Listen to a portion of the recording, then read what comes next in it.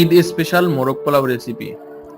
উপকরণ: পোলাও চাল 1 কেজি, মোরগ 4টি, দই আধা কাপ, জিরা গুঁড়া 1 চামচ, ধনে গুঁড়া 1 চামচ, মরিচ গুঁড়া 1 টেবিল চামচ, পেঁয়াজ কুচি 1 কাপ, আদা বাটা 2 টেবিল চামচ, রসুন বাটা 2 টেবিল চামচ, তেজপাতা 1টি, কাঁচামরিচ 15টি, গোলমরিচ বাটা 6টি, পোস্তদানা বাটা 2 টেবিল চামচ, লবঙ্গ 2 থেকে 3টি, এলাচ 3-4টি, বড় এলাচ 1টি, দারচিনি 2 থেকে 3টি, ফুটানো পানি 2 লিটার, লবণ স্বাদ মতো, ঘি 1 কাপ, চিনি 1 টেবিল চামচ, দুধ 1 কাপ, জাফরান রং সামান্য, কেওড়া জল 2 চা চামচ। প্রণালী: চাল ধুয়ে পানি ঝরিয়ে ঝরঝর করে নেবেন।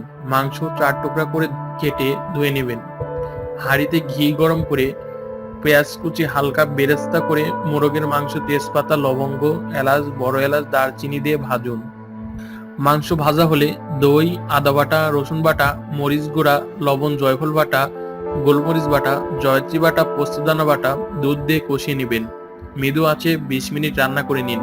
তেলের উপর উঠে আসলে ও সিদ্ধ হলে ধনে গুঁড়া দিয়ে চিনি দিয়ে দমে নিন। কিছুক্ষণ পর রান্না করা মাংস তুলে নেবেন। হাঁড়ির ঝোলে 2 লিটার পানি ফুটতে দিন।